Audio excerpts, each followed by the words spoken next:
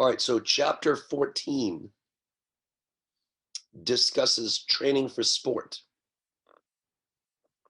So it implies that there's maybe training for sport and also training for not sport.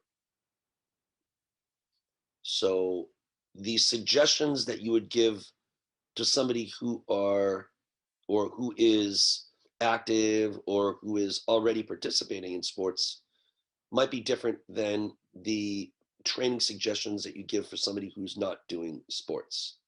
A couple of things. First of all, we've said this before, but 50% of the country doesn't do daily physical activity. All right, no activity at all. And that means that when you're talking about training for sport, you're talking about probably training like a segment of the population that is different than the regular individual. So the suggestions that you give to somebody for sport may be very different than the suggestions that you would give to the normal public. All right, or the suggestions that you would give to somebody who is a trained or a highly trained individual would be very different than the suggestions that you would give to somebody who's not participating in daily physical activity. Not only would the resistance and aerobic training be different, but the nutrition would be very different, and the suggestions that you would give for that individual based on calories or even like carb loading before big workouts, or even the amount of sodium that an individual should be supplement their diet with if they're training in very dry climates where they're sweating a lot. So this here, the training for sport, all right, is not necessarily training for the average individual.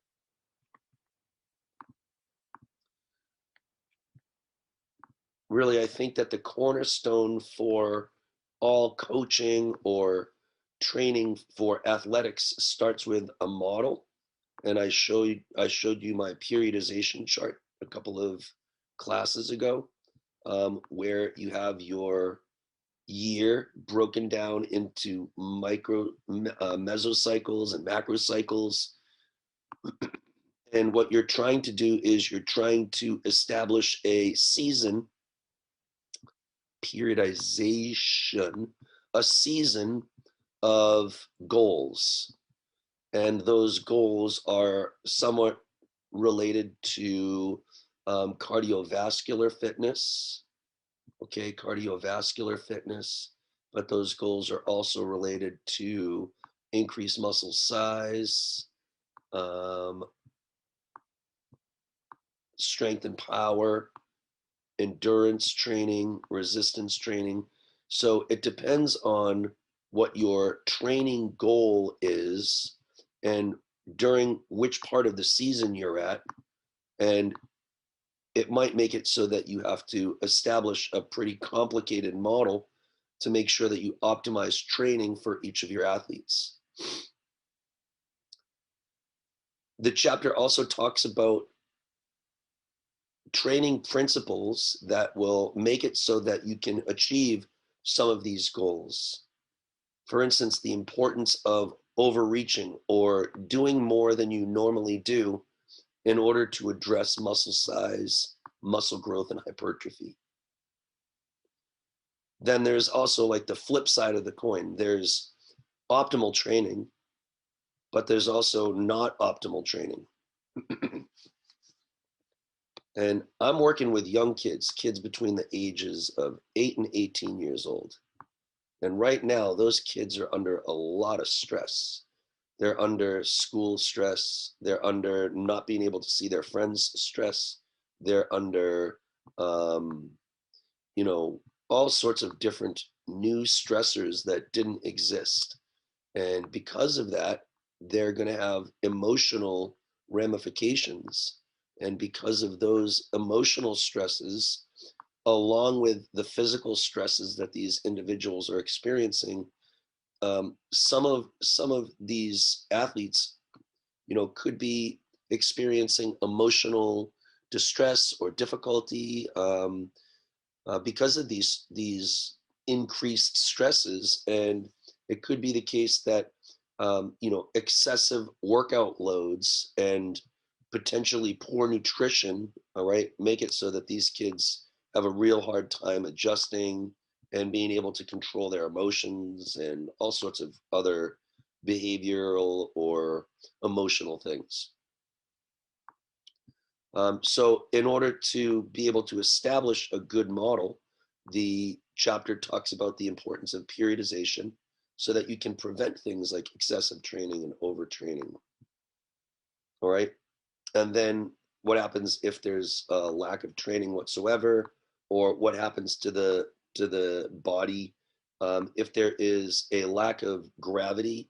And if there's a lack of gravity, there's a lack of forces on the body. And that will also result in a reduction in muscle mass, muscle size, because the body's just not training or not using weight or not working against the pull of gravity to maintain muscle size and such. So what happens with astronauts who are in space and the effects of that detraining? All right, so in order for any real effects to happen from resistance training or exercising at all, there needs to be some positive stresses that are put on the muscles.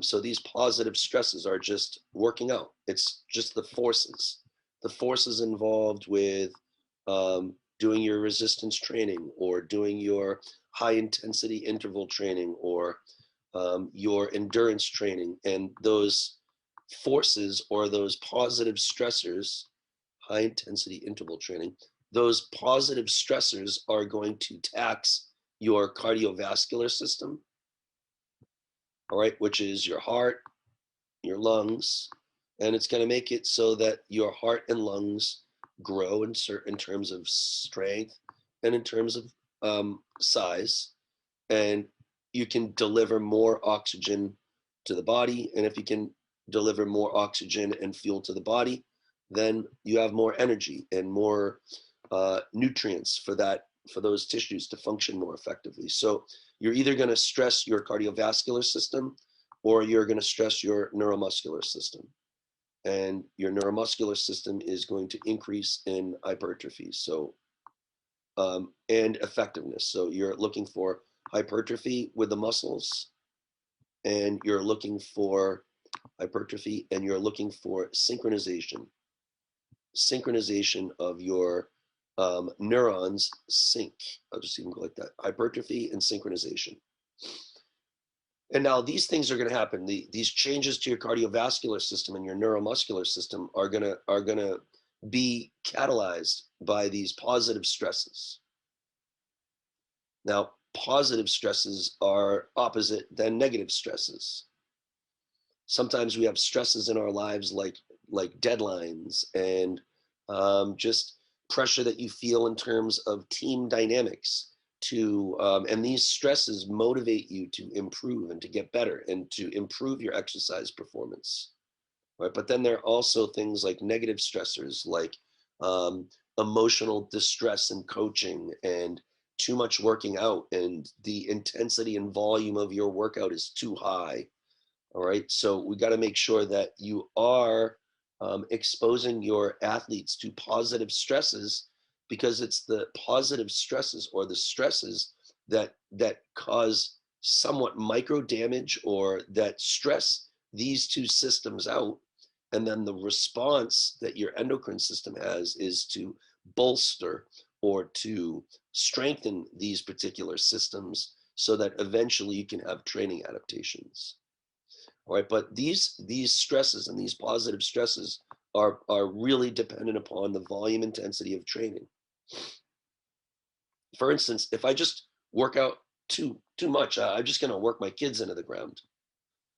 All right, but how much is too much training? Like this summer, the boss, or my boss, the owner of the gym, asked me if my kids could be in from Monday through Friday from 1 to 6. 1 to 6. That's 5 hours a day. 5 hours. So 5 hours a day, that's 5 days a week. 5 hours. My buddy, my one of the youngest kids in the gym, he's 8 years old. I don't think that he needs to be in the gym 5 hours a day. All right. She wants us to be in the gym from 3 to 8, 3 to 8 every single night, Monday through Friday, 3 to 8. I just think for a little kid, an 8-year-old kid, it's probably a bit too much training, considering the fact that he's going to be running all day. He's going to get to the gym at 3 o'clock. We're going to have him go until 8 o'clock, and he's going to get home at about 9 o'clock, 8:30, 9 o'clock, eat dinner, and then he's got to go to bed. I just think it's a little bit too much. But then, well, it's summer hours, and the parents want this, and the parents want that. So what I try to do is I try to remember that too much training is just as detrimental as no training whatsoever, and that's going to lead to injury. So I believe in rest. I believe that on Monday, I mean, on Saturday and Sunday with these little guys, I don't think that they need to work out. I think that they need to remove things like emotional stress, go take a walk. I think that they need to improve their social well-being and go see their friends and go do something that's aside from gymnastics. So I believe that too much training is something that I want to avoid. And I also noticed that, like, if I, for instance, one of my older kids had coronavirus, and because of that, he had 2 weeks of working out at home. And when he comes back to the gym, it almost seems as though like he's actually better after taking some time off. Right? It's especially the older guys. I found that when I was working out and I would not go to the gym for 2 or 3 days, you imagine what you're working out, you imagine your skills, and you go back and you're even more refreshed. So we want to make sure that we're introducing stresses to these kids' physiological environment, but we want to make sure that too much is not necessarily better. In fact, too much training is obviously going to lead to injury, and injury means a reduction in performance. With my older kids in the gym, especially if they have other kids to learn from, I don't necessarily um, I don't necessarily spot gymnastics all the time. What I do is a lot of foam rolling, or I do deep tissue massage, or I help them stretch. And as a coach, what I'm trying to do is I'm trying to reduce injury. I'm trying to reduce injury and increase performance. All right. So what I try to do is they put the stressors in their lives, and as a coach, I remove the stresses. I try to make it so that they're not um, at a higher risk of injury, because if they are injured, it doesn't matter how much training they have or how good they are. If they're injured, they can't perform. So my goal is to introduce stresses, but not at the de- deterioration of performance. But if you don't have these stresses, then you don't push these systems to their limits, and then you don't have your hypertrophy, increase in strength gains, and you don't have your training adaptations. All right, so we've got to stress those systems to an extent.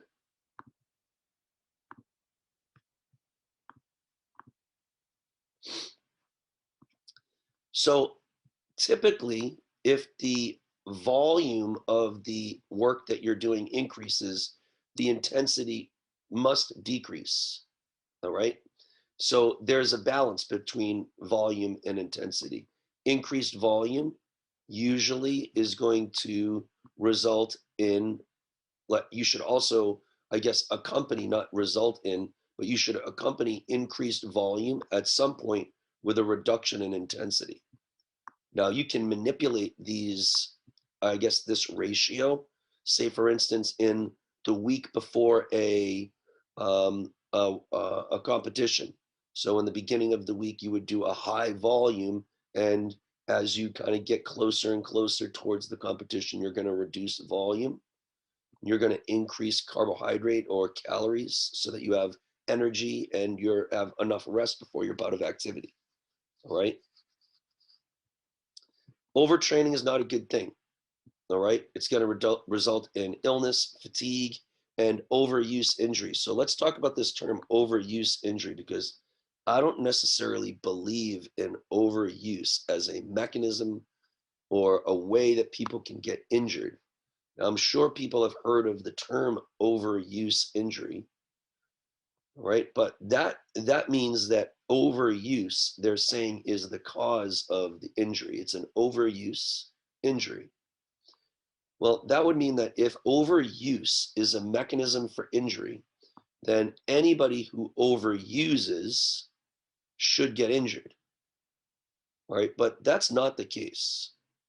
There are a lot of people who do like hypermarathons and or even marathons. I've never done a marathon before, but there's a lot of people who do hyper marathons, and certainly that is going to be an example of an overuse situation, right? Your body is not necessarily designed to run 100 miles or 100 kilometers at one time. So those individuals are potentially overusing their body, but not everybody who overuses becomes injured. So if overuse was a mechanism for injury, then everybody who overuses would become injured, but they don't. So these overuse injuries are not because this individual's overusing, it's overusing because they have things like a reduced muscle timing because of fatigue, right? Reduced timing. So your neuromuscular system isn't running effectively because it's fatigued. And if that's the case, then you're not able to balance your eccentric and concentric contractions. And if that's the case, that's going to push too much energy into the system, which could potentially negatively impact your stress strain curves. Or it could be the case that you have things like flat feet. And if you have flat feet, then you have like a biomechanical imbalance in structure that could make it so that you have too much internal tibial rotation, blah, blah, blah. You have just a little bit too much force going through the system at any particular time. And again, that's going to push the materials, your muscle, ligaments, tendons, further into their plastic region. So overuse itself, I don't think, is a mechanism for injury. It's usually some type of biomechanical mismatch or biomechanical disadvantage that is going to lead to those injuries while people are using their body. But if there is no biomechanical mismatch, if muscle timing is correct, if eccentric versus concentric muscle contractions are timed effectively, and they're strong enough to generate and absorb forces, or if the structure of the body is well enough, then individuals can overuse their body without necessarily leading to injuries. So overuse is not necessarily a mechanism for injury, but overuse and overtraining can lead to injury because of a reduction in the effectiveness of some of these variables. So it's the overtraining that may cause tissue breakdown, right? Tissue breakdown is not the same as overuse, because some people could overuse without tissue breakdown. So it could be the case that chronic exercising without enough rest, all right, could make some imbalances in the way that these systems are functioning and lead to overuse injuries. So you don't want your athletes to be overtraining. Now, it's difficult to tell whether or not an athlete is overtraining, especially with my young guys, because I don't know what they're doing outside of the gym. I have absolutely no control over them outside of the gym. So I really can't figure out how many calories they're spending, what they're doing, but all I can do is kind of look at the tea leaves. I look at the paleness of the athlete's skin. I look at their eyes. I look at their motivation. I listen to what they're saying. A lot of times kids are doing gymnastics. They love gymnastics, But sometimes they come in the gym and you can see that they're not motivated, right? They're not motivated all of a sudden. Now, that's not because they don't love gymnastics. It's most likely that because they either don't have enough nutrition or they're exhausted, tired, right? So I think that what we want to do is be able to recognize the symptoms of overtraining, recognize the physiological and sport performance decrements that are accompanying overtraining and too much stress, so that we can make it so that they are not um, suffering sport performance because of coaching and because of things like that. So in any event, in any model that's going to be designed to increase sport performance must include this progressive overload. That's one of the the um, the principles of exercise training that we discussed, I believe, all the way in chapter 9, I believe it was, or one of the earlier chapters, maybe chapter 5. All right. You have to overload the body. You have to stress the body. You have to increase the stimulus more and more and more and more. And what happens is the body thinks that it could potentially break down. There's an increased stimulus. It causes micro damage. The body thinks that it could be potentially compromised. So there's going to be an endocrine response. And that endocrine response is going to stimulate improvement. And those improvements could be with your cardiovascular system, your cardiovascular system. It could be with your mitochondria, so it's your cardiovascular system. It could be at the muscular level, but it could also be at the enzymatic level. All right, so you could have increased enzymes that are going to make it so that you can burn ATP, or that you can build muscle. So it could be at the muscular level. It could be at the cardiovascular level. It could be at many different levels. Okay, so undertraining is the same kind of opposite effect. If I don't train, then I'm not going to get optimal performance. Or if I'm training for strength and conditioning, like during the summer, come June 1st, June 1st, all right, I think that's March, that's April, May. So 2 months, June 1st, what we're going to start with my athletes is we're going to start our hypertrophy training. So the whole month of May. Now, we say that rest is important. All right, so right now we have our May 9th and 10th is our national championships. May 9th and 10th. And we've gone through our entire periodization chart. Or actually, it's more like May 9th through 13th, let's say that. So our national championships are May 9th through 13th. That means we have the rest of May, April, May, June. Most of my guys are going to be done at the end of April. Most of my younger guys are done April 24th and 25th. So for my younger athletes, the guys who've just been working for the last 11 months to get their state championships routines good enough, they're done April 25th. And now we have all of May. May is when like the national championships are, but most of my guys are young, so they're not going to be making national championships. What I would like for my athletes is for the entire month of May, for my younger guys not even to come into the gym. I'd rather do Zoom workouts for the entire month of May. Now, what would that do? First of all, that would give them rest. It would give me rest. I'd drive an hour and 15 minutes to the gym every day. And now that I've worked with Zoom, I feel as though like I'm actually almost better teaching on Zoom than I am in the gym, especially because younger kids are so distracted by things in the gym. When they're on Zoom, I can get more work done in less amount of time. So instead of having a workout that's from 3 to 8, I don't think that that's even necessary. I could probably do the same workout with less distraction on Zoom, because during the month of May, I don't want to do strength and conditioning anyway. I only want to rest. So at the end of my regular season, which ends on April 25th, I'd actually like my younger guys to spend the entire month of May not in the gym, not in the gym at all. All right. I'd like to spend this time resting. And then on June 1st, we start all of our hypertrophy training. All right. So these guys need to be ready to go and rested so that on June 1st, I can start the next phase of my periodization chart.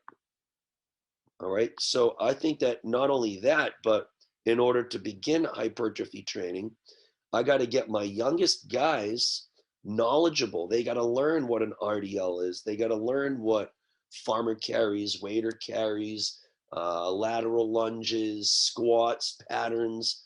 They got to learn all the strength and conditioning. So between May 9th and the end of the month of May, I'd love to work on Zoom and just teach them the hypertrophy training and give them a rest and let them finish the rest of school successfully. Now, I don't know if that's necessarily going to be if that's going to be something that my boss wants for us not to come in at all during the entire month of May. All right. But what I want to do is I want to make it set that my athletes are not overtraining and they have time to rest. All right, because I want to make sure that we're getting improvements, that we're not going to get decrements or injury in performance. All right, so this is my model. Now, come June 1st, though, we got to do hypertrophy training. We got to make those muscles bigger. We have 12 weeks between June, let me see, June, July, August. We got 12 weeks between June and August to make sure that my athletes put on some muscle. All right, because as soon as they're done with this 12 weeks of training, then we got to start making them stronger and more powerful. So 12 weeks, you're supposed to put a pound of muscle on a week if you're doing things correctly. So in 12 weeks, I want them to put on 12 pounds, but actually, I only want them to put a half a pound a week on. So in 12 weeks, if my athletes can improve their body weight by about 6 pounds, then I'm pretty good. I'm pretty happy with that, those results, a half a pound a week. Now, last year I had a 17-year-old that between the months of June and September, he put on 22 pounds.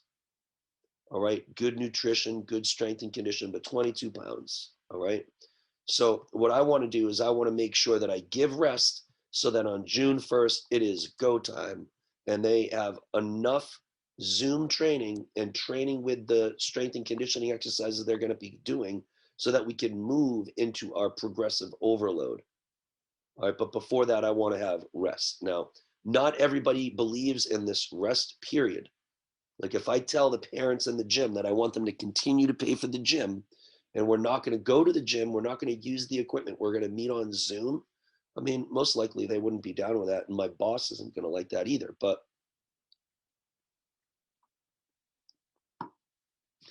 according to my periodization chart, this is, I believe, what we should be doing. All right. During the off season, we should be not training. We should be resting. All right. And then as we go into the season, we should start pushing a little bit more in terms of effort, but we never really want to be going into this overtraining situation here. We don't want to be pushing our athletes into this overtraining stresses. All right. Because then we can have all sorts of different symptoms associated with overtraining, and we'll get into them. But there are a number of them that have a lot to do with not just physical decrements, but also emotional decrements. And sometimes overtraining is and pushing your kids. I don't tell my kids what to do. I do not punish my kids. I do not give rope climbs. I do not kick them out of the gym. I do not do those things. What I do is I am responsible for my own actions as a coach. And what I do is I teach with loving kindness. I do not cause emotional stress to my athletes. I do not punish them. I do not kick them out of the gym. What I try to do is I try to not only manage their physical wellness, but I try to manage their emotional wellness as well.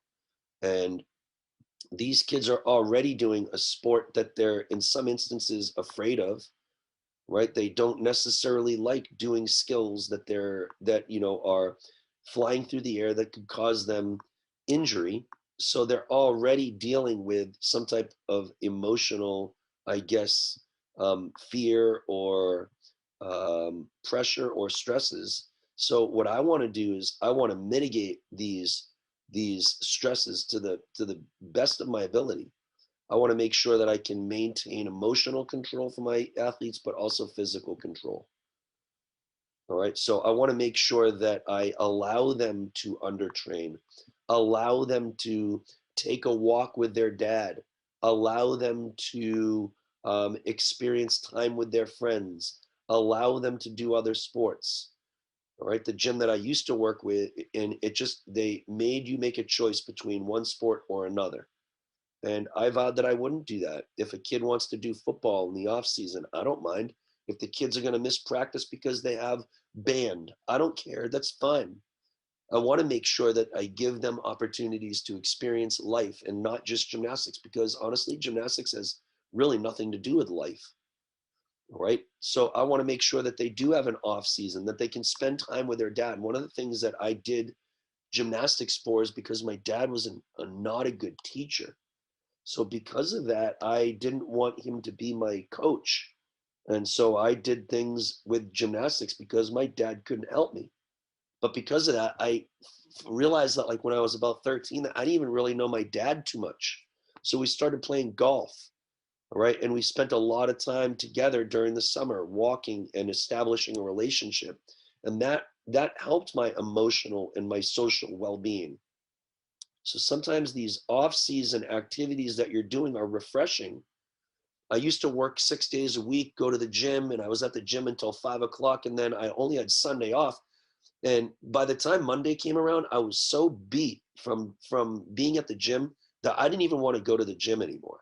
But now when I have Saturday and Sunday to regroup, all right, I feel as though I go to the gym, I'm more invigorated, I'm ready, I missed the guys, and I find that I have better workout if I do have rest. And I find that these guys are the same, especially at the end of a hard fought season. Like we just had state championships. My level 4 won state championships, level 5, level 6. So these guys worked 5 hours a day for the last 11 months, 10 months, and I believe that they need rest. Okay, so we want to make sure that the overload, that the stresses that you're putting on the body in order to improve your physical prowess or your physical and emotional well-being, those overloads or that stresses have to be high enough in order for the body to think that there could be potential injury. If you're lifting the average amount that you normally lift or your normal amount, it's not going to push your muscles into that micro damage or that potential for micro injury, and therefore there's not going to necessarily be any hormonal interaction and attempt to improve the tissues or the strength or the integrity of those tissues. So what we want to do is we want to push our athletes um, to to their limits, which is the term overreaching. Now, overtraining is not a good thing, but overreaching is necessary for everybody to get these improvements in strength, conditioning, and sport performance. But if I overreach for too long a period of time and I push too far, then there can be overtraining. Now, usually with overreaching, there's going to be a reduction in sport performance, and then there's going to be an improvement in sport performance. So my level 10, my oldest athlete, he got COVID about 2 weeks ago, 3 weeks ago. So he's been at home training at home, and he's been so nervous about whether or not he's going to be ready for state championships, which was yesterday. And I keep telling him it's like a wave. A wave goes forward, but then it goes back, but not as far. And then it goes forward, and then it goes back, but not as far. And it goes forward and back.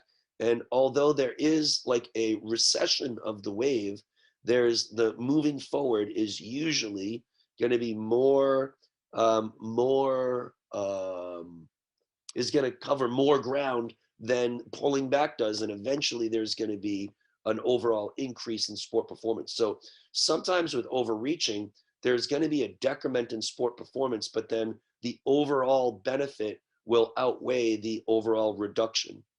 All right. So with overtraining, with these increased overloads and overreaching and increase in stresses, sometimes my athletes are going to come in, they're going to say, man, I am sore today. I can't do much at all.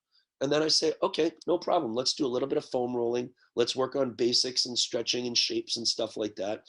And eventually these overreaching and these increased stresses are going to result in increased sport performance, increased tissue modeling, all right? And eventually it's going to be beneficial. Although too much training is going to result in negative, a negative progress, a reduction in sport performance. And when I'm in the gym, it seems as though like the women's coach and the head coach that I work with thinks just more is better. More is better. What's better than 20 push-ups? 30 push-ups. What's better than 30 push-ups? 50 push-ups and 100 push-ups. And sometimes on Friday night, it's 7 o'clock, my guys are beat. Sometimes what I have the guys do is we have a TV, and the guys will bring like their switches and set it up to the TV, and they play Smash Brothers, and I get pizza. And the kids love it. And the girls are looking out the window and they're like, why? Why do the guys get to do this? Why? And I just have a different kind of like training idea. I believe that overtraining and overstressing my athletes is going to lead to just as much performance decrement as training them and getting them highly effective. So I think that you have to balance your rest with your stresses so that you can maintain physical and emotional well-being with your athletes. But this is not necessarily a like this is not necessarily a situation where it's like someone starts with undertraining, they go over, they get to their normal amount of training, there's overreaching. You could say, for instance, have crossover at any layer of this particular, I guess, flow chart. All right. So it's not to say that if I'm under training, I'm not going to have any physiological adaptations.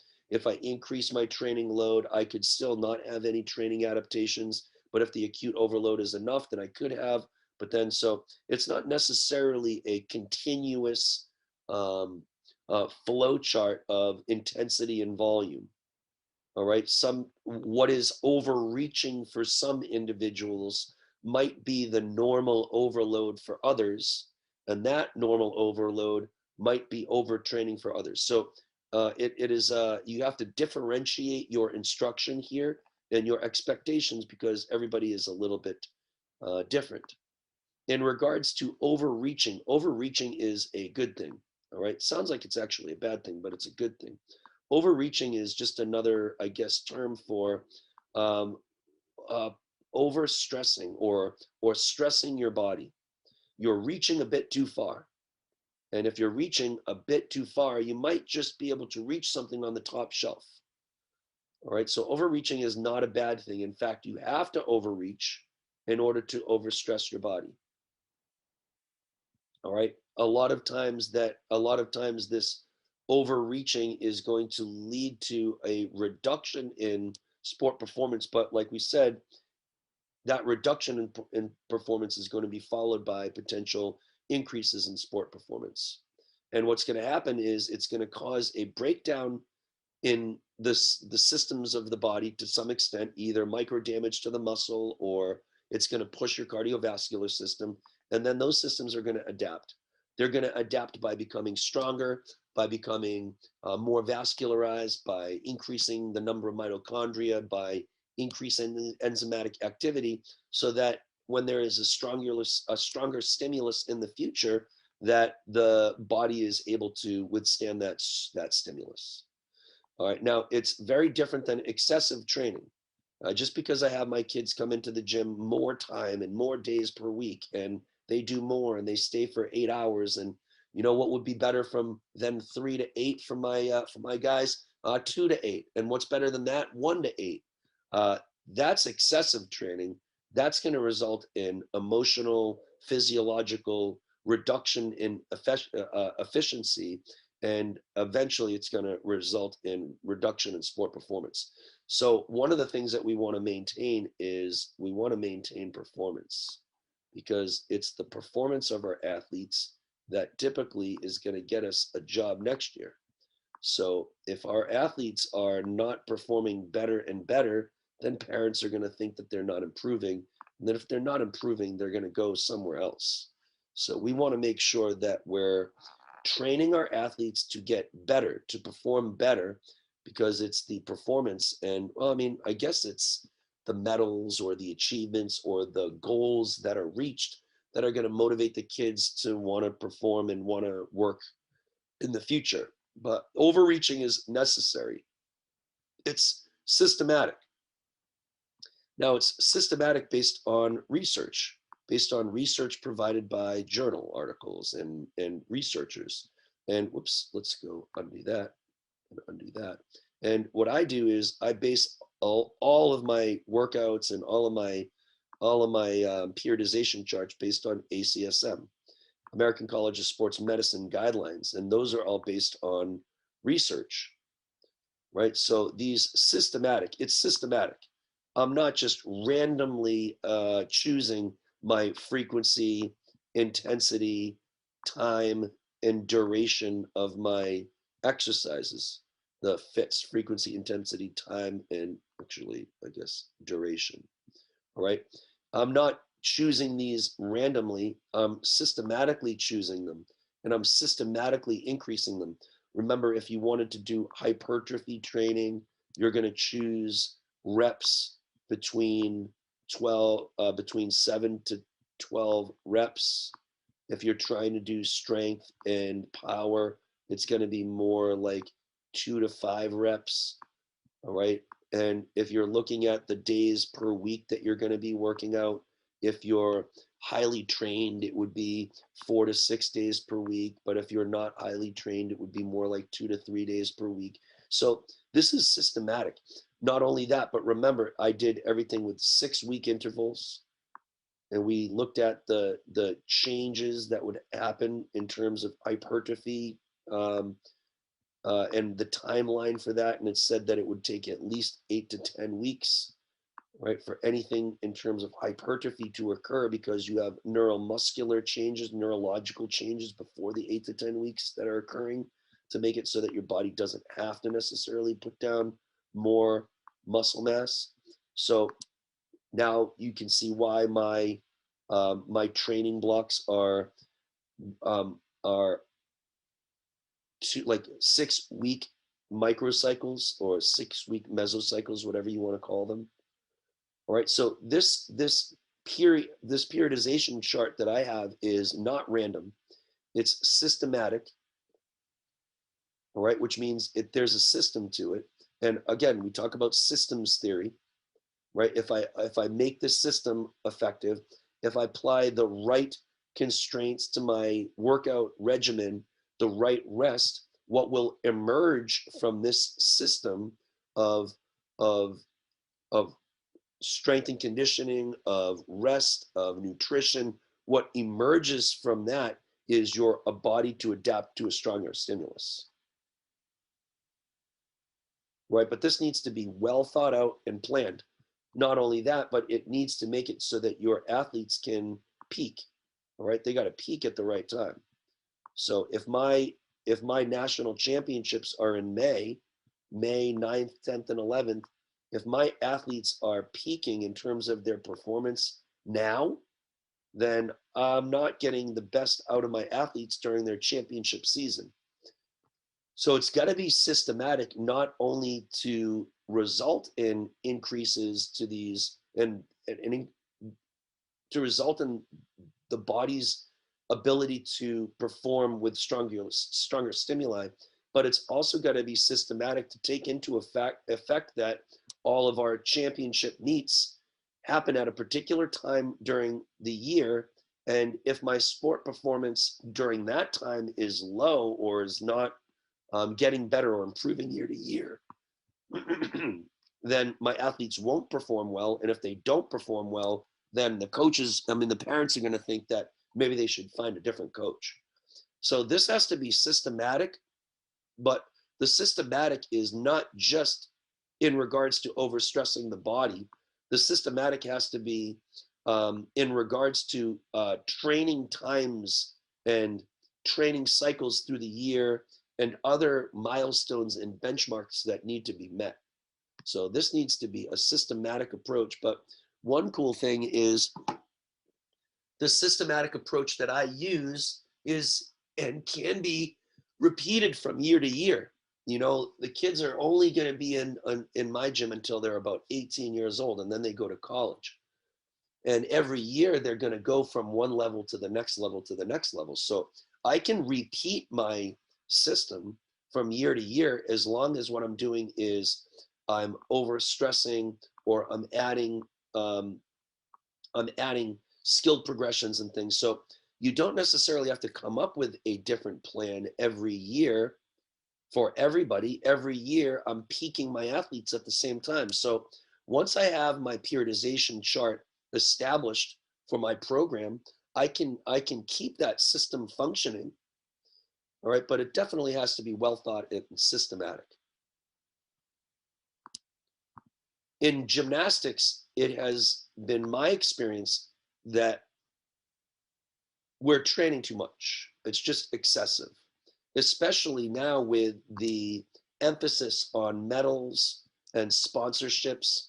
And I mean, most of the problem with USA Gymnastics and the training of the girls over the last, 15, 20 years has been excessive to the point of winning medals.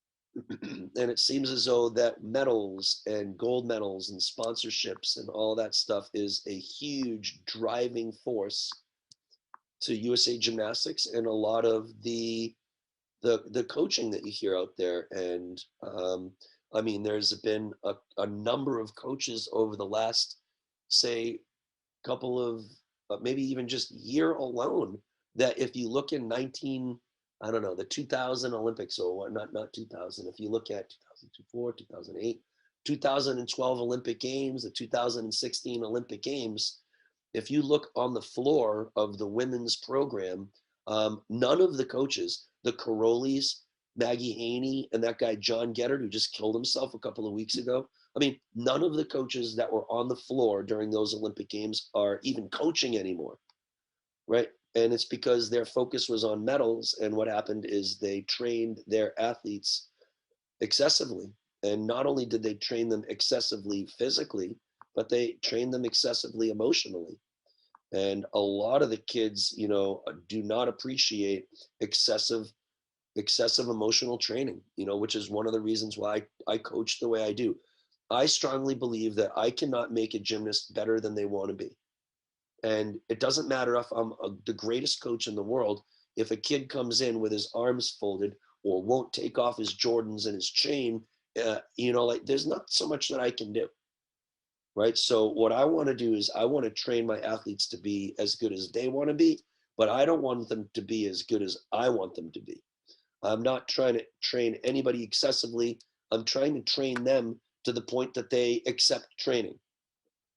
All right. But more is not necessarily better in terms of training. For example, they had in one study that you'll read about in the book, they had individuals work out 3 to 4 hours per day. And they compared that to individuals who worked out from 1 to 1.5 hours per day, and they had no improvement in their swim performance.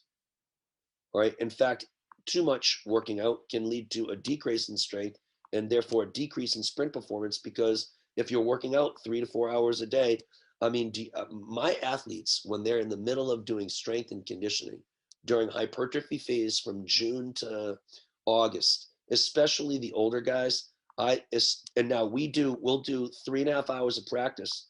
And then after the practice, we'll do another hour or 45 minutes of strength. And these guys are busting out about 4,000 calories easily. easily 4,000 calories. Now that's during their day, right? But then when I look and see what they eat from DoorDash, it's not good, right? It's DQ, it's shakes, it's chicken strips, it's oh man, Dunkin' Donuts with croissants and chocolate filled croissants. And there's no way that my athletes are getting to 4,000 calories. So more workout means more calories. And if my athletes aren't getting more calories, then more workout means a reduction in fat-free mass. And if I have a reduction in fat-free mass, which is my muscle mass, then I have a reduction in strength, reduction in power, reduction in stabilization, reduction in explosiveness, reduction in everything.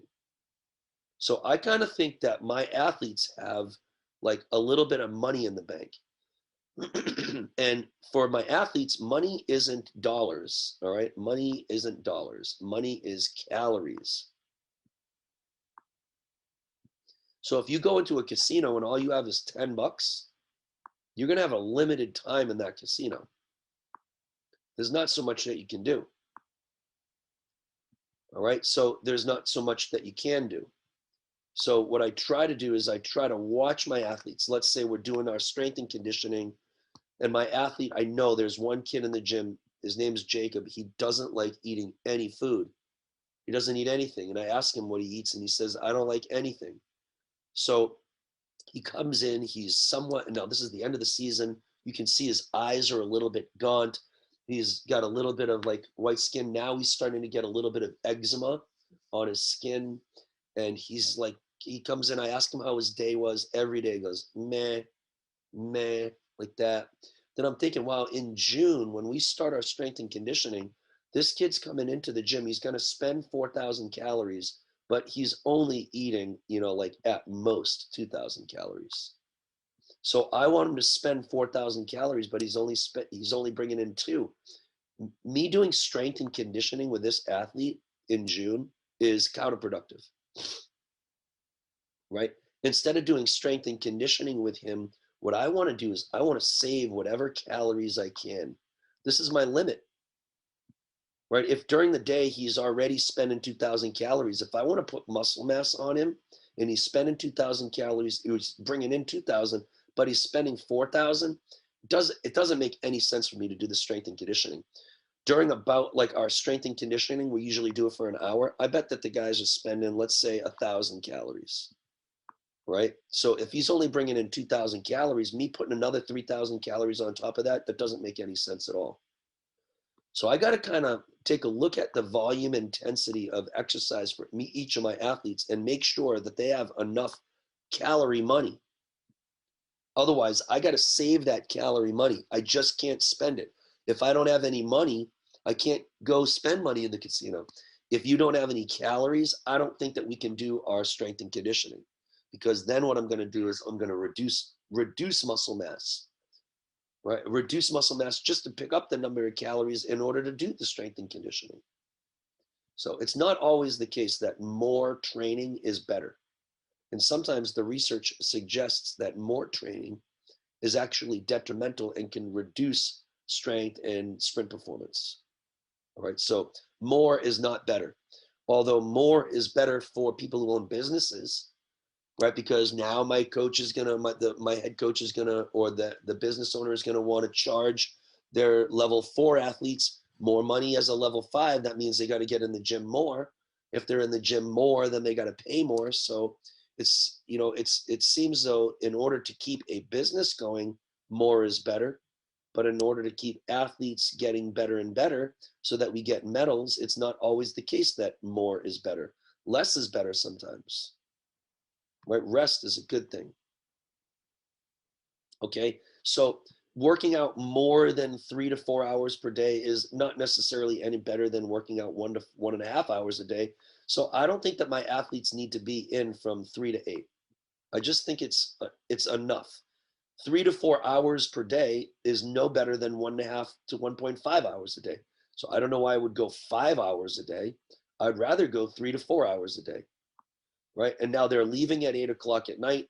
They have a half an hour ride home. They don't have any time to spend with their family when they do get home. And I just think it's a bit much. But if I told my boss that I wanted to be in 4 hours a day for 5 days a week, and I wanted her to spend, or to give me my, my what I get paid, I'm only working 20 hours a week. I don't mind that, but that doesn't really work in a regular business. So 20 hours a week of full-time work doesn't make sense. So when she said, "Hey, what do you think about 3 to 8 this summer?" I was like, "Yeah, that sounds good to me. Sounds good to me. Yep, I like that." Right. And then maybe on Friday we can work from 10 to 3, and then I'm out early on Friday. So I can't necessarily do this from a business perspective, but this is closer to what I want. Now, how many days should they work out? Well, let's go like this, clear these, clear all drawings. Well, other research suggests that, so I used to, now, well, it's kind of interesting because this is spring break right now. Spring break, man, I hated spring break. I never went on spring break at all because I was doing gymnastics. And then during spring break, they would do this awesome thing. Anybody have to do 2-a-days? Raise your hand if you have to do 2-a-days. Anybody ever have to do a 2-a-day? Oh my God, it was the worst. Like you'd work out at 8 o'clock in the morning, 8 to 11.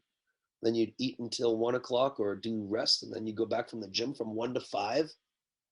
You know what I mean? Like 8, 9, 10, 11, 7 hours a day. And in that time where in between workouts, you'd have to go home, turn on the television, and you watch all the kids in spring break. You know what I mean? So I hated 2-a-days. I hated them. But again, if you look at research, the research presented in the book at 2-a-days, all right, single versus multiple daily training sessions, there's no evidence that those individuals who did 2-a-days had any improvement in cardiovascular functioning, in their metabolic improvements, and there was no additional sport performance improvement from 2-a-days. And not only that, but the 2-a-days made it so that like you got burnt out from gymnastics over the course of that week and a half that we had the spring break. That I think it would have been more beneficial if we just had regular workout. All right, so now this training volume should be not only sport specific, but it should be specific to the time of year. For instance, in the beginning of May and all the way through the month of May, I want the training volume for my athletes to be as little as possible, really. I want them to rest as much as, oh boy, hello. I want them to rest as much as possible. So let me get rid of this. Sorry about that. So it depends on the sport, and it depends on the age of the athlete, depends on the training goals, but the training volume should be sport specific and also specific to the training level of the athlete. I don't know if you remember, but in 2 lectures ago, when we were talking about the periodization chart, and I showed you the periodization chart, we had a bunch of graphs from the American College of Sports Medicine, and it said those individuals who are not trained should only work 2 to 3 times per week, but individuals who are highly trained could benefit from 4 to 6 days a week of exercise. All right, so for some individuals, higher volume is better, and at some days or times of the year, other volume amounts might be more effective. So typically, if you're going to increase volume, you should be sensitive to reducing intensity. Right? Usually, intensity and volume are reciprocal. If one goes up, the other should go down. If there's too much intensity, too much volume, too much stresses, too many calories needed, not enough calories going in, then obviously you're going to have reduction in sport performance. And because a lot of us are getting paid or are hired or maintain our coaching positions because of increased sport performance, I don't want to have negative effects, because then I lose my job. And you can see that happening in the NFL, in basketball. I mean, if you don't do a good job as a coach, usually you get fired. All right. So we got to make sure that um, we're we're giving our athletes enough physical, emotional rest, but at the same time, overreaching to the extent where you can make improvements. All right. So you got to keep pushing your athletes, but you can't oppress your athletes. Pushing is different than oppressing.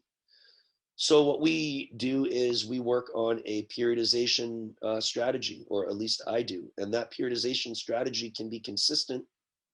It can be consistent from year to year. My um, gymnastics calendar doesn't change from year to year. The skills that the athletes are expected to do doesn't change from year to year in terms of age. Like as they get older, it improves or increases. But a 10-year-old athlete this year is going to be expected to do the same thing as a 10-year-old athlete next year. So my periodization program can be functional for a number of years, or can just be functional. And I make improvements to it, but I can use it from one year to the next.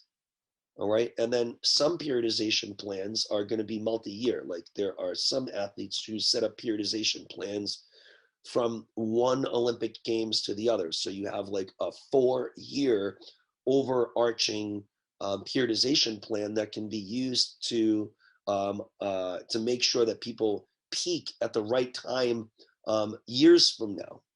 So your periodization programs need to be sport specific, training specific, and then there's other issues like for gymnastics, there's only one national championships. It happens in May, but in cheerleading and other sports, there are multiple national championships that roll out through the course of the year. So I think that we want to make sure that your athletes are trained um, for those situations. Okay, um, and you'll see lately they have even things like smaller sub periodizations or block periodizations, where instead of focusing on an entire year of periodization, you have like 3 to 4 week time blocks, or blocks, or mesocycles, and you can sign up for like a 3 to 4 week tumbling class, or you can sign up for a 3 to 4 week spin class. All right. So, but then periodization within those blocks is also important as well. Okay. So overtraining is different, is different than overreaching and excessive training.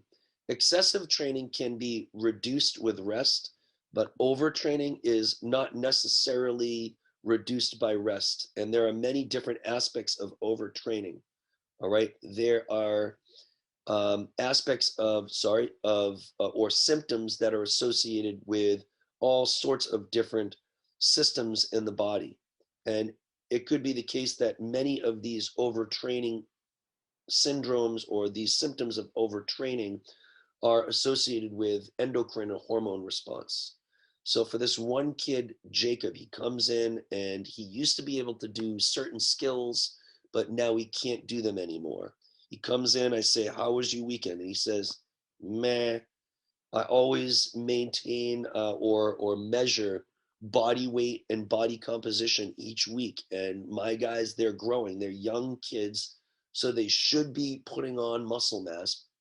They're not necessarily putting on muscle mass or weight because of the strength and conditioning that we're doing, but more so because of the fact that they're young adolescent kids and they're growing, they're getting bigger. So they should be putting on muscle mass. But if they're losing weight at this age, that's interesting to me, especially if they're losing weight over the course of like 6 weeks. That's interesting to me. Why would they? Then he also tells me that he got a new cat, he got a new dog, he doesn't sleep as much. That's interesting. Comes into the gym. Sometimes he's like, he gets sad. He'll say, "Coach Dan, was that good?" And I say, "No, I mean, I didn't really necessarily think it was great." And then, oh man, that causes a big problem. Mood disturbances, sad. Then he comes to the gym, he goes, "Meh," always, "Meh, how's everything going?" "Meh, meh."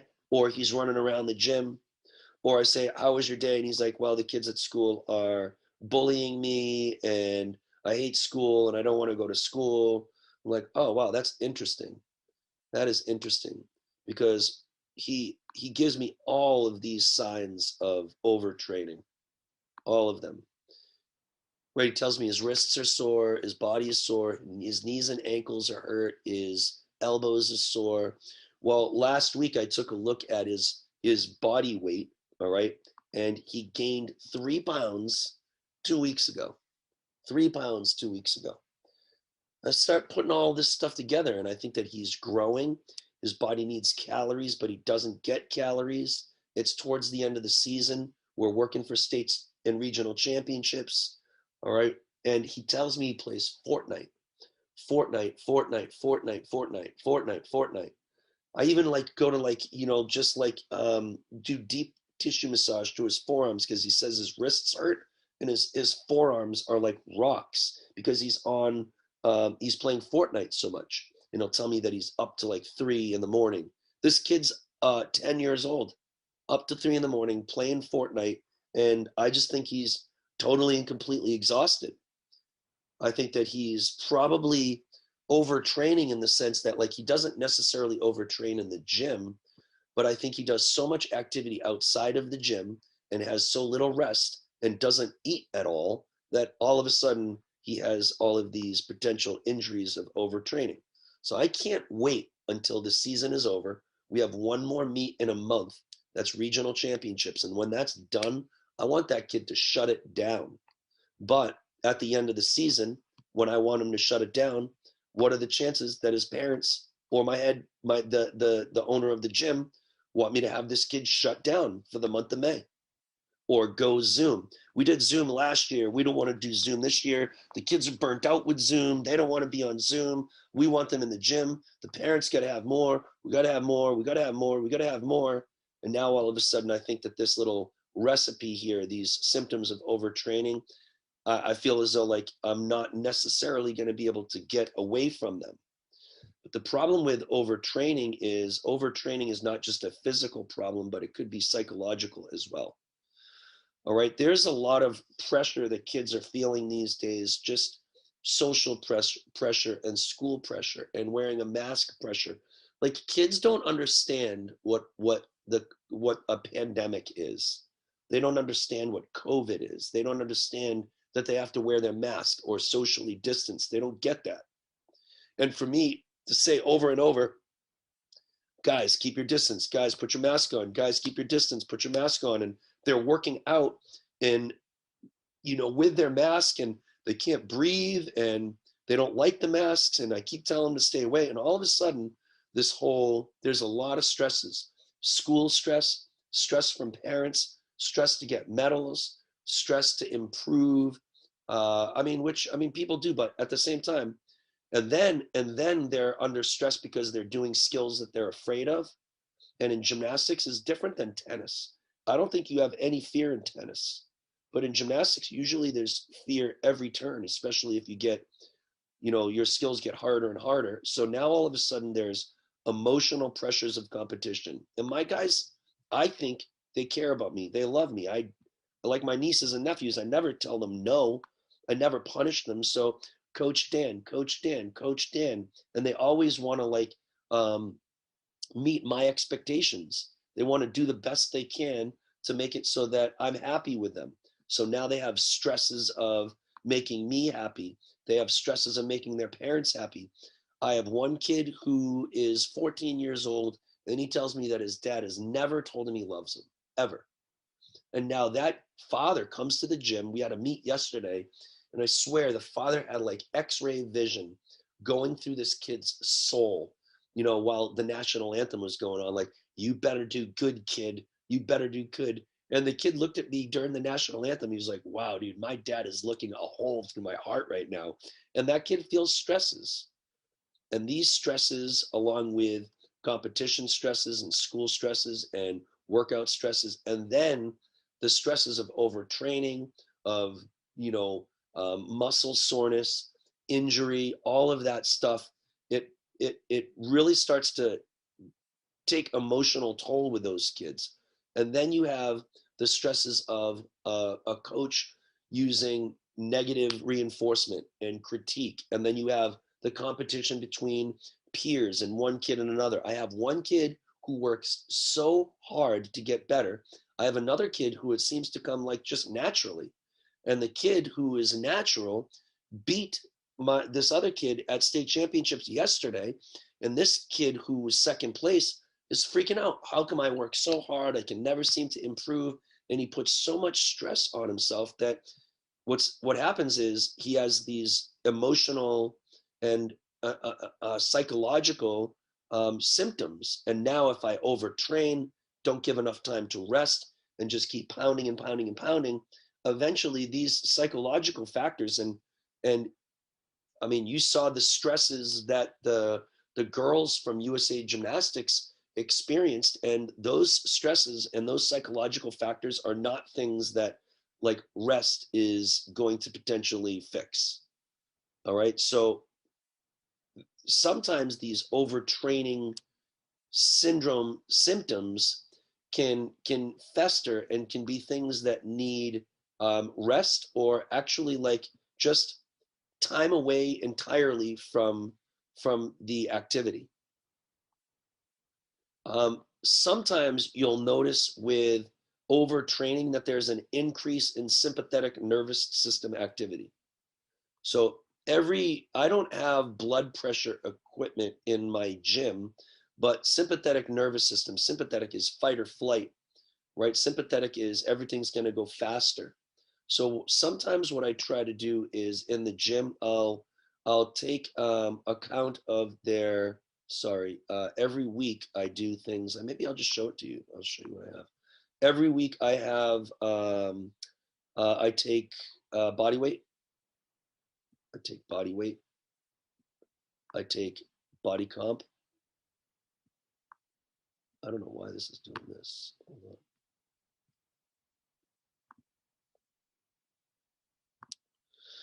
All right, so let's just undo. I don't know why it wasn't letting me. So I take body weight. I take percent body fat, percent body fat. I take bone mineral density. I take body water. And the kids are like, what does that mean? Am I getting too heavy? Am I percent body? No, they don't really ask that. The boys don't really care. I don't test the girls at all. But I'm not trying to see whether or not their body weight is increasing, or they're obese, or whether or not their percent body fat, or whether or not their bone mineral density is high or low. I'm just trying to notice trends. So I also take resting heart rate.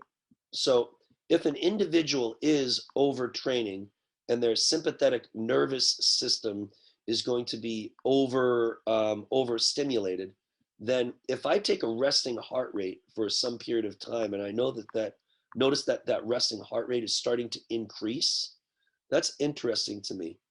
So I'm just going to use it to kind of like, and the data that I collect to start noticing trends here. Maybe what I'll do is I'll go like this real quick. No, whoopsies. And I'll just show you what I'm talking about. Let's go like this.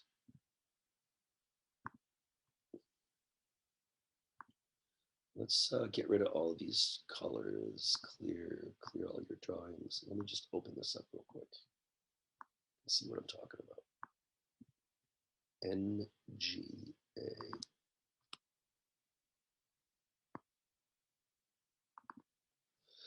So every single Wednesday, I've done this for 2 years. Every single Wednesday, we do this strength and conditioning, or strength testing. And you'll notice I do dips and push-ups and L-seat hold for time and pull-ups and circles and handstand hold for time. But I do these things here. So let's go body weight. All right, so you notice Tim is 8 years old, right? On December 9th, he was 60.4 pounds, and now he's 64.7 pounds. So in about 3 months, he put on 3 pounds. All right, now I don't know if that's necessarily because of the strength and conditioning that we're doing, but what we tried to do is, all right, so this is December, this is the 1st. All right, so it doesn't go back far enough, but so he's put on four and a half pounds. All right. Jacob is the one who doesn't eat at all. He doesn't eat anything. He doesn't like food. And you notice from here, this is December 9th to February 3rd. So this is 2 months, 2 months, and he didn't put on any weight at all. Now he's a growing kid at 10 years old, and he should be. So I look at this over here, 73.4, 73.4. And then in 1 month, he went from 73 to 76 pounds. Right? He put on 3 pounds in 1 month. He comes into the gym and he says, my elbows hurt, my wrists hurt, my knees hurt. I mean, I could say, stop being a baby. Or I could say, take a look at this. And I say, okay, his elbows and knees hurt over the last couple of months. What's happening? Why? And I say, wow, that's a pretty big increase in weight. And not only that, but it's 75.9 as of what, 5 days ago? So this value point, this data point here kind of corroborates this data point. And even if you say 76 pounds, he's still put on 3 pounds in the last month. All right, so he's growing. And if he's growing, he's going to need more calories. And if he doesn't have calories, then he's going to have all of these symptoms of not having enough calories, which is the very same symptoms of the pretty much as overtraining and overreaching. All right, this is Scott. Scott is 10 years old, right? You notice 70.8, 70.8, 70.1, started 68.9, 68.9, 70.9. He's put on 2 pounds here, whereas this kid put on, 3 pounds. But I start looking at trends, 68.9, 70.9, it's 2 pounds. All right, this kid's 74, 67.8. All right, interesting, another 3 pounds. So on average, people are putting on 3 pounds. This has been 3 months, and I told you in 6 months, I want 6 pounds. So 3 months, 3 pounds, right? You can see everything is kind of like consistent. This kid here, 75, 74.6, all right? He's vegan. He doesn't eat any meat whatsoever, any animal products whatsoever.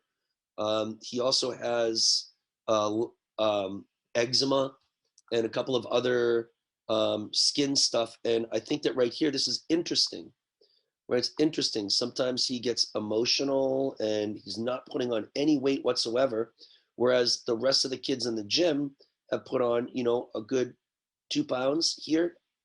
So this is interesting to me, all right?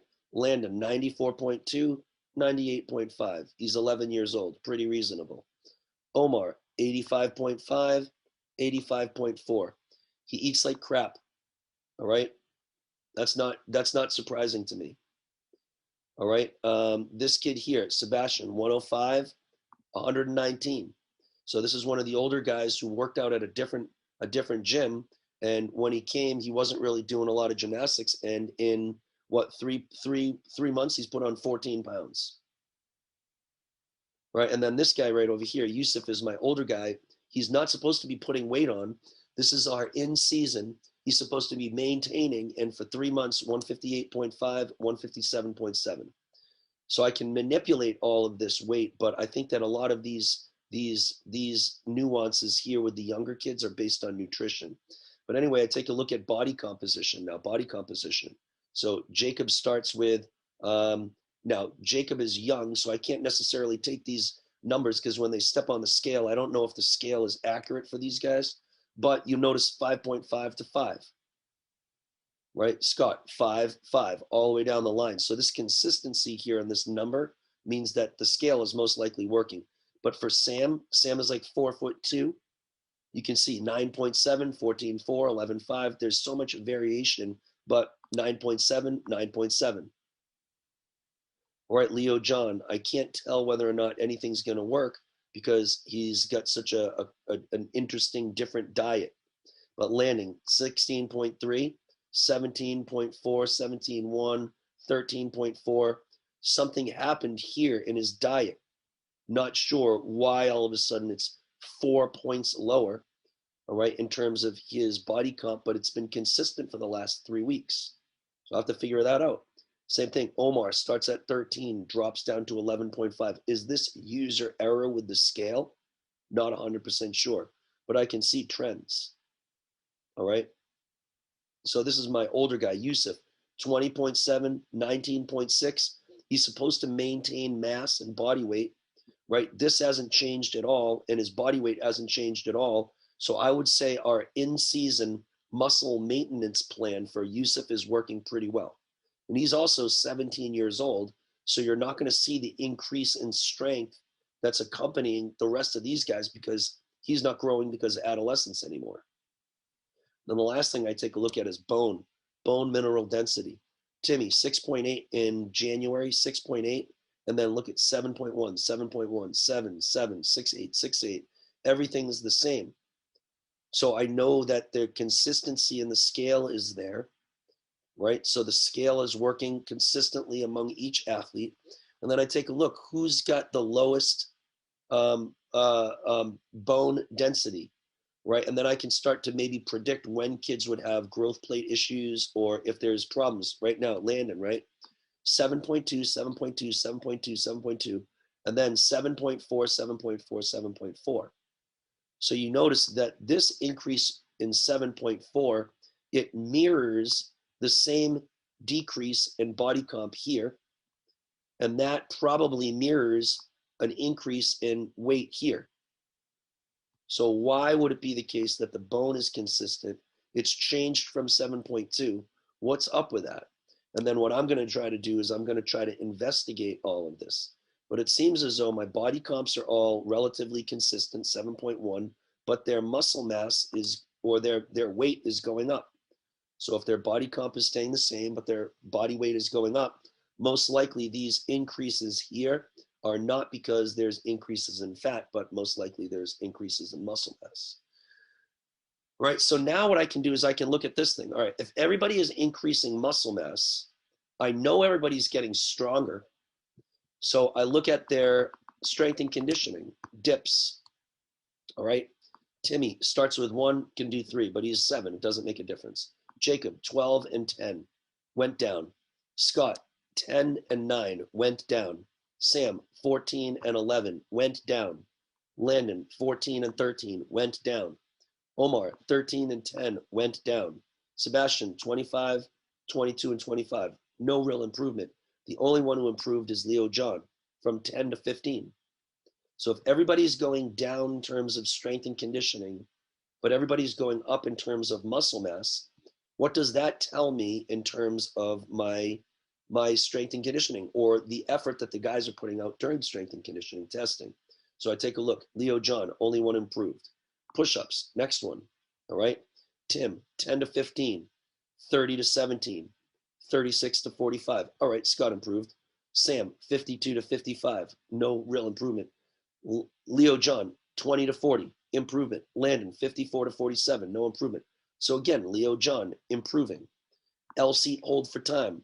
Leo John, 21 to 32. Everybody else, 25 to 4, 20 to 13, 17 to 15, 16 to 12, 17 to 10, 16 to 14. Again, Leo John, only one improving. Pull-ups, again, Leo John, 11 to 15, everybody else dropping.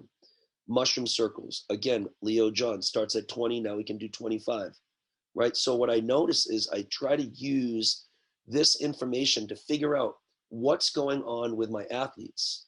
Are they overtraining? Are they eating enough? Are they able to keep up with the demands of the workout? Do they have increased blood pressure? I can't test that. I'm not sure how I can do that unless I get like an automatic blood pressure cuff. Do they have loss of appetite? All the kids come in, I talk to them. I look at weight loss. Why are kids losing weight? I talk to him. How was your sleep? How's everything going? He says, meh, meh. I want to look at their basal metabolic rate. I can calculate that easily because I have their fat-free mass. So I can get an estimate of their basal metabolic rate. And if these things start to kind of change, then that is a cue to me that maybe they're overtraining. All right, maybe they're overtraining. Maybe they're either overtrained or they don't have enough nutrition. So if a kid is telling me that he is, say for instance, let me see, if he doesn't like the sport, if he's can't sleep, if he comes into the gym and he says meh all the time, if I notice that there's a little bit of weight loss in spite of the fact that they're a growing young child, or if I notice that he's kind of like kind of just dragging his feet into the gym, to me, I want more rest. I want more rest. I want to make sure that psychologically this kid can become, emotionally sound.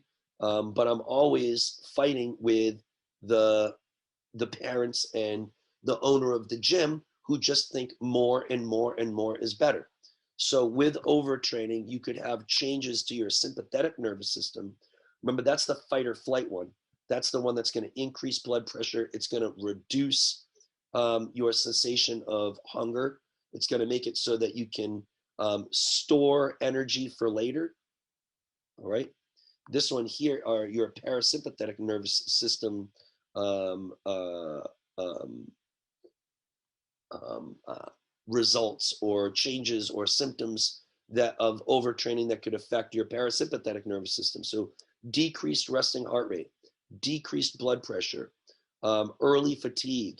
So what I do is I collect their resting heart rate and see if I can find trends or changes in their resting heart rate.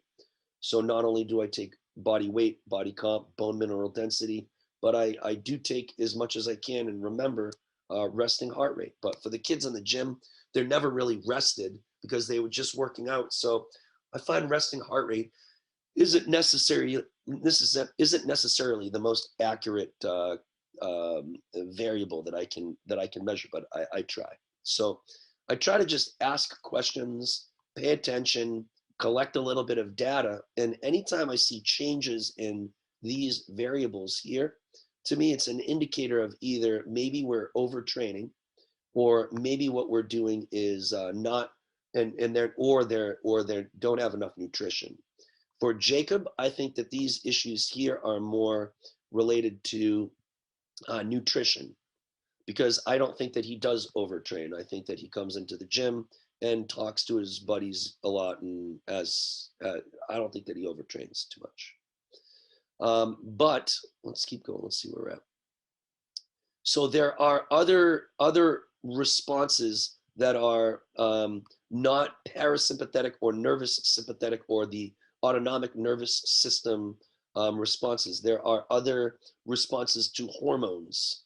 All right, with overtraining, there's an increase in resting cortisol. And what cortisol is, it helps break down proteins, but we're trying to build up proteins. We're trying to build up fat-free mass. So if I have an increase in resting cortisol, wonder why it does that. That's kind of an annoyance. Undo. There we go. If you have too much cortisol in the system, then the fat-free mass, which is protein, is going to be broken down more readily. All right, and the increased cortisol and reduction in fat-free mass is going to make it so that there's a reduction in strength, a reduction in protein sources. So that's going to potentially lead to reduction in sport performance as well. So there's also a reduction in testosterone. So you look at this graph here, and the endocrine response to overtraining is that there's going to be a reduction in testosterone. Remember, testosterone is a steroid, and that steroid is going to cause increased protein synthesis.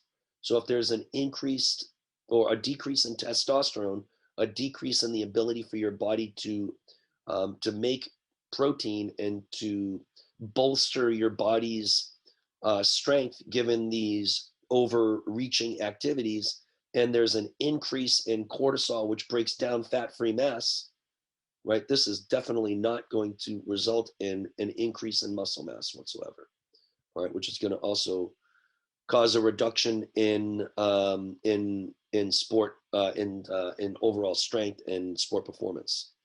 You can tell that this cortisol is having a negative impact on fat-free mass because there's an increased blood urea concentration, which means that there's an increase in the breakdown of protein, which is an indicator that you're breaking down your own fat-free mass.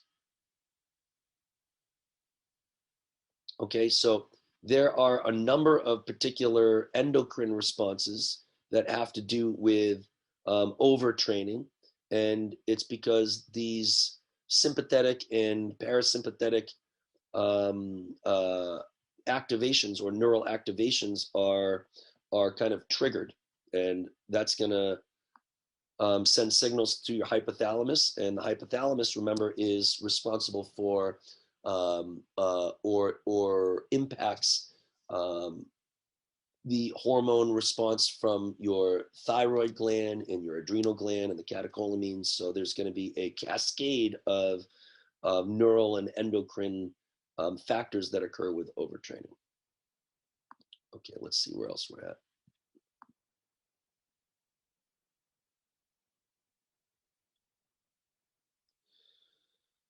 All right, so I think that the last thing that we might even mention in regards to just overtraining is just the immune system. With overtraining, the immune system is reduced. The ability to fight infection is reduced.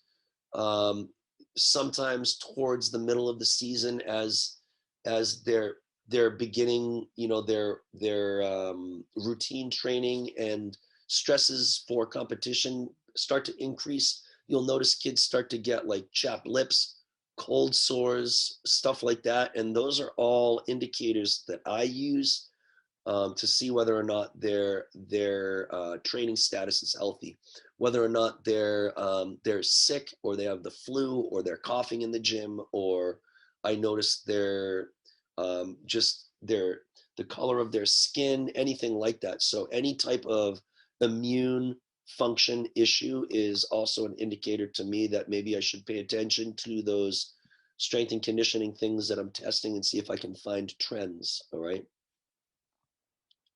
So there's a U-shaped relationship that is present when you're looking at the susceptibility of disease, whereas individuals who don't do any exercise are at a higher risk or are more susceptible for disease compared to individuals who exercise regularly.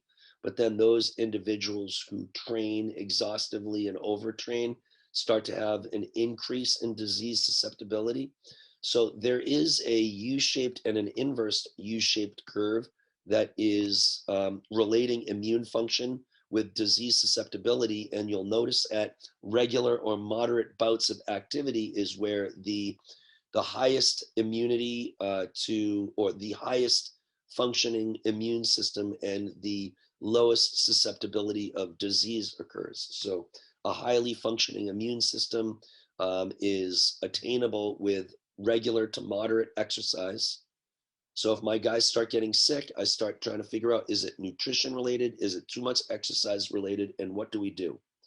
Well, what I want to do is I want to try to predict these overtraining symptoms, because once they've achieved this overtraining syndrome, remember, it's very difficult to to reverse. So I want to predict this. So what I do is I observe. I try to do my antecedent behavior consequence. I try to watch and listen to my athletes. I take the data every week and see whether or not I can notice trends, antecedent behavior consequences. This is antecedent, all right? Antecedent is gather information. This is your behavior, all right? This is gather information before the behavior occurs. Gather information, 1 second. Oh boy.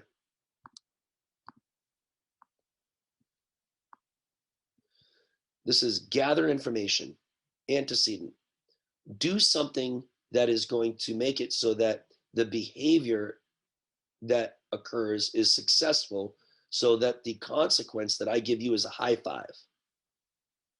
So what I want to do is I want to do an antecedent. I want to find out if there's anything I can see, any trends. That's why I take all of that body weight, body composition, collect data, and then use that data to see their behavior, to see what behavior is going to result. And then if I notice a particular behavior, what I can do is I can act on it. I can do a consequence. I can make a suggestion. So what I want to try to do is I want to predict issues. And the way to predict issues is by collecting data. So the antecedent is me collecting data. Then once I collect the data, I can try to piece that data together and do a little bit of like deductive reasoning. All right. I don't know exactly what's the causes of a lack of motivation or sleep or meh every day, meh, everything is meh. All right. But I can try to predict those situations. So I take a look at, the trends that I have with bone, the how the body composition overlays over the body weight, and then how that overlays to heart rate. And if I notice trends, then I can start predicting that maybe this kid needs rest. And everything is going to be different for each athlete. And rather than just like taking a look at the kid or using intuition or tenacity, I try to use a source of data that is somewhat objective, right? That is data based. So I collect data every Wednesday. I take a look at the data, I analyze it, and that I think gives me a more valid, more reliable source of information than just asking the kid or just using my hunches. All right. So um, a lot of times with overtraining, because there is an emotional and psychological aspect of overtraining, rest is not necessarily the only issue. It could be the case that the psychological tolls of the stresses and overtraining makes it so that the recovery of overtraining syndrome actually lasts weeks, months, years, and may not necessarily even really go away at all. All right. In terms of the treatment of overtraining, all right, number one is prevent it. Make sure that you periodize your workout plan. Make sure that you're not adding more stresses into their life. Make sure, at least these, I'm not saying make sure from anybody else, but my own perspective. What I try to do is I try to allow for rest. I try to make sure that they do have that off season of rest. I do try to make it so that I tell them they can talk in practice. I don't mind if you talk to each other. I want to improve social well-being in the gym. I also give them 15 minutes when they walk into the gym. They have 15 minutes to go to tumble track, to go to trampoline and have fun and talk to your buddies. And I don't tell them about form. I don't tell them about technique. I give them opportunities to have fun with each other. I make sure that I stick to my periodization chart. I make sure that I don't advocate for them working out on the weekends. I make sure that I try to advocate for them, being in the gym for 4 hours or less, although that doesn't work necessarily from a business perspective. I try to make sure that they do have adequate calorie intake, especially carbohydrate, because carbohydrate makes the central nervous system function and the muscles contract, more effectively, or make more ATP. So I try to just observe, collect data, and understand that the athletes are not robots. They're human beings, and they're young, and they have lots of stresses, and they don't know how to deal with those stresses. And the athletes, they don't drink beer. They can't deal with their stresses. They play video games. They have no necessarily outlet to deal with stress. And then they have school. And then they have, like, my mom would get me up at 5:30 in the morning to practice piano. Then I'd have to get to school. And then after school, I was on the Spanish National Honor Society, all the national, I did all my school. Then I get home from school. I have to do my homework. I got 2 hours. Then I got to go to the gym from 5 to 8. Then I get home from the gym and finish my homework. And then I go to bed and wake up in the morning. And then I have Hebrew school on the weekend, and this and that, and this and that. And then all of a sudden, there's just, for a young kid who doesn't know necessarily how to deal with stress, that can be pretty overwhelming. So I try to make sure that I recognize the fact that my athletes are not robots, and they're human beings, and that I have to be cognizant of that. All right. So the last thing that I think that we need to talk about is, in order to reduce stresses coming to performance, what you can do is you can sometimes taper.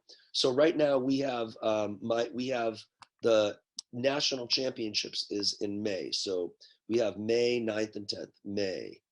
So my my big guy, Yusuf, has to be ready to go May 10th. All right, May 10th. Let's take a look at the calendar. He also has another meet on April 10th. So April 10th, he's got regional championships. And today is March, say March something or other, March 22nd or so. So I got to just take a look at the calendar. So I have March 22nd, May 10th. May 10th is when he's got to be really like at the top of his game. So I have May 10th, and then the week before that, I have 1 week. I have 1 week. Let's just count. Between March 22nd, I have 1 week, 2 weeks. There's 2 weeks in between March 22nd now. There's 2 weeks between March 22nd and April 10th. So I got 2 weeks here.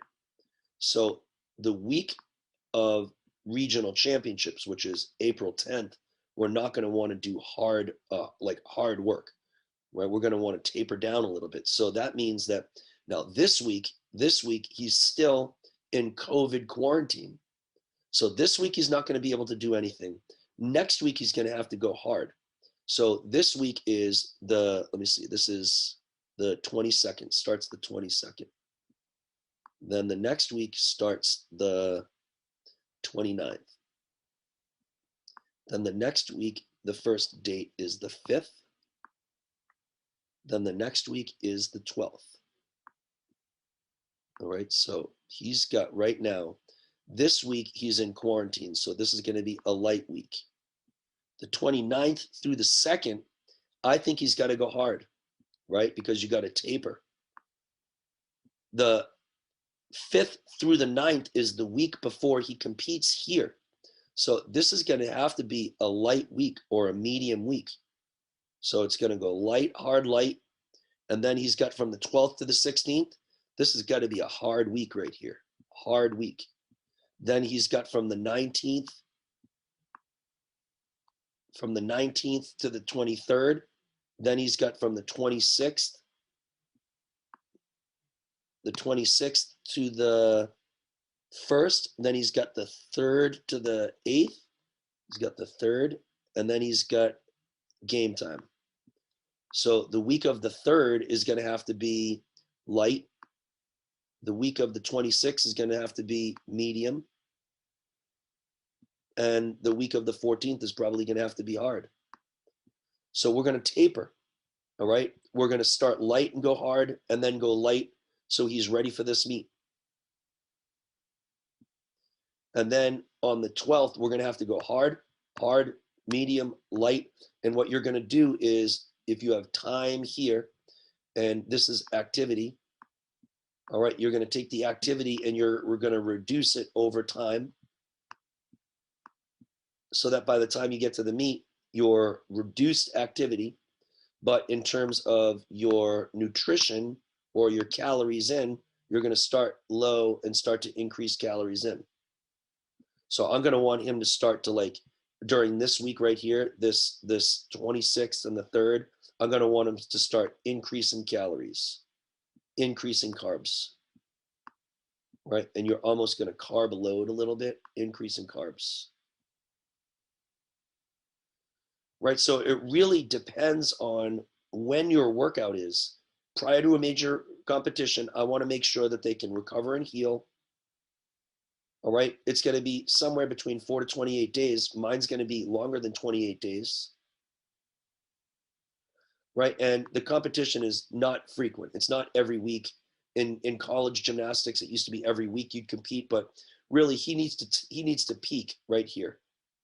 So everything that I have, this whole overtraining, treatment, periodization, all of it is based on making sure that this kid is healthy and has the best sport performance here, because if I can get him to compete well here, then I can get him potentially into college gymnastics, right? So a lot of this has to do with, like in the beginning, it said everything here is sport specific.